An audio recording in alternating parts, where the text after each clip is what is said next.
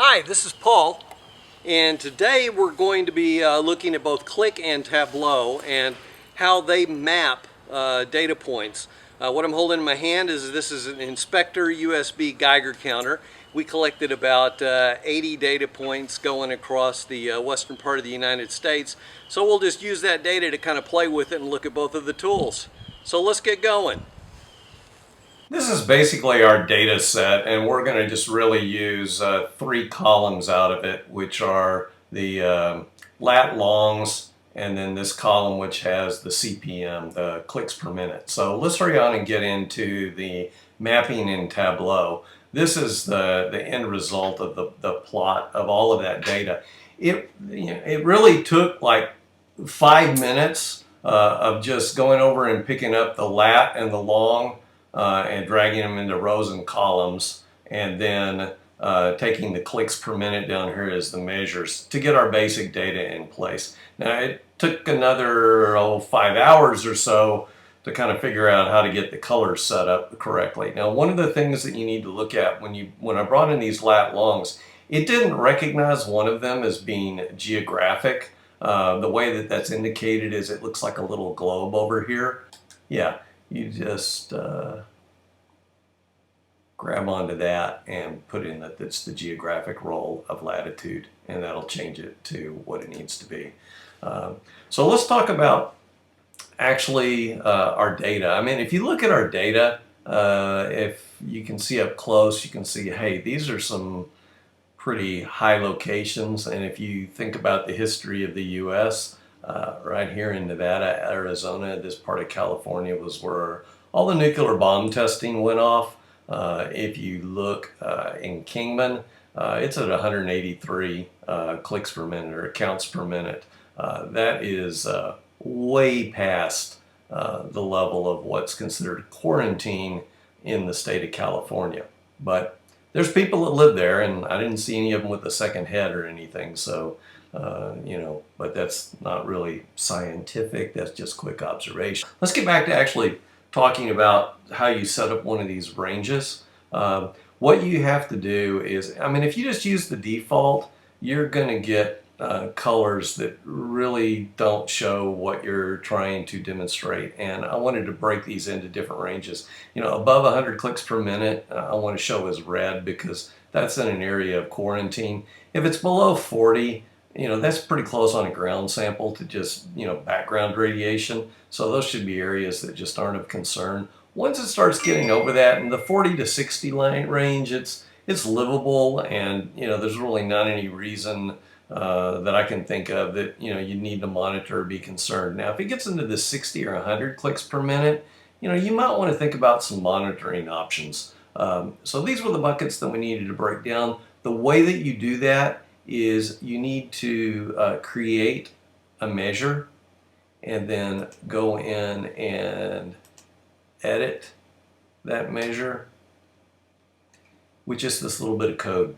Okay, and basically this is going to create separate buckets or separate bins where it's just basically an if-then, and I'll just page by it so that you can see it right there and you apply it. Now, one of the disadvantages that I've seen in this, and then once you do that, you click apply and OK, and then you can come over here, double click, and you can go in and assign the specific colors that you want to assign.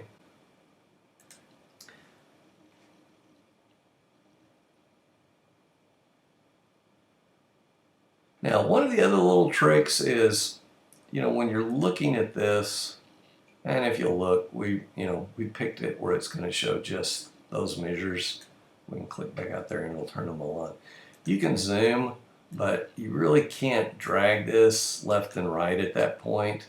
So let's move back out.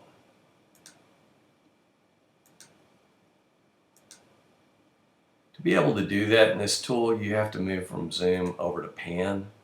So you have to change it to pan, and then you can pick it up and slide it back and forth. There we go. So really the only issues that showed up in this on Tableau is these little circles right here are the default. I think it would be easier with just a set of 80 data points. I can see if I'm presenting this, I really would like to show those larger, and I think that that is, a parameter that's on the server side, and I'm not able to change it. I posted the question, it may be there. If I get an update on it, I'll post it down in the comments. The other thing on this, I have confirmed this, the order of the ranges that it shows right here are going to be alphabetical. I'd really rather have this, 40, 40, 60, 60, 100, and then 100. I could force it by, just putting A, B, C, D, E on these and setting them up that way. But one other thing that I've read about, I have not tried this yet because it is a little bit involved, but you can change the mapping on this. It looks like this is on OpenStreetMap, and there is information on the community site that talks about how you would change this to a separate mapping engine.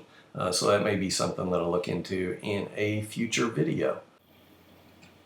Here we are in the QlikSense browser window. You just click on Add Data. We're going to attach a file. I've already got this file out there, so we can delete that. I'll show you. Just click down here on the bottom. Pick our file that we're going to load. It'll load that file, and here's what I need to show you. You're going to have multiple pages. It'll always default to the first page. So we want to pick, I'm using the second worksheet that I've got in here. Here's my latitude and longitude and the data that I just converted. And what you want to do, instead of load data and finish, click on prepare data, because that is where it does the automated part to recognize that these two fields are latitude and longitude and generates a GeoPoint. If you click load data and finish, it will not do that. So we click on prepare data. GeoPoints created. Okay. And then you click on load data. And let's go in and edit the sheet now. Let's create a map in Qlik. The way that we do that is with charts. We go down to map. And it's ready to add the map. Let's give it a title. This is going to be Radiation Samples 2014. And we're going to add a dimension. Well, to do that, we need to go down to our data fields. Let's grab lat long and drop that into dimension, add as a point layer. Oh, it didn't take out. There we go. Latitude, longitude point. And voila, there we've got our points mapped. And now we'll work on getting those to indicate the intensity of each of those readings. We have the location points dropped onto our map, and now all we want to do is say basically the data that's associated with that point is going to be the CPM. It asks us to add it as a measure basically on this, sums, averages. It's going to pull back the same number. So we'll click on average, and it maps them out with a level of intensity and color associated with the value. Those spots are a little bit big, so let's look what we can do about it. In Qlik, you've got this option to be able to set a minimum and maximum bubble size, which gets it down where it's a little more legible. There we go. That allows us to see the bubble and the size. And I want to be able to change the color now, so let's go down to Appearance. And that's my auto colors, custom. Going to do it by measure. And let's just do a diverging gradient.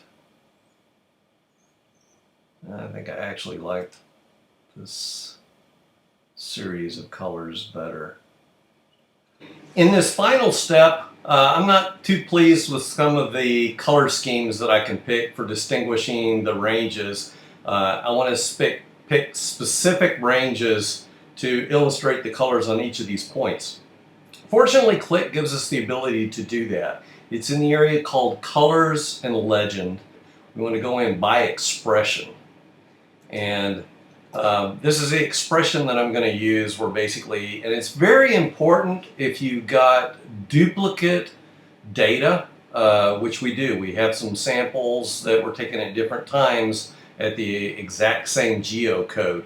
So you want to be sure to use average and whatever your variable is, CPM, so it'll average those variables into the range. So we're going to apply that. Now, to get it to show up, here's a trick. It says the expression is a color code. You have to click that. And then once you do, you'll see your colors show up like you want. One of the other things is when you are using color by expression, it does not give you a legend. It does it for the other dimensions and ways of presenting data, but for some reason it's not implemented under color expression. Two brute force ways of doing it is you have to do your own legend and some other type of picture tool, Photoshop, voila, drop it on top of here and combine the two images. If you've got this as a some data that you're continually updating and you want it to be embedded in the tool, you can basically take your image and make it part of a background table on behind this so that it will show up in maybe a nondescript area that you have. But those are the only things I know there. That's implementing this in Qlik, and hope that was helpful for you.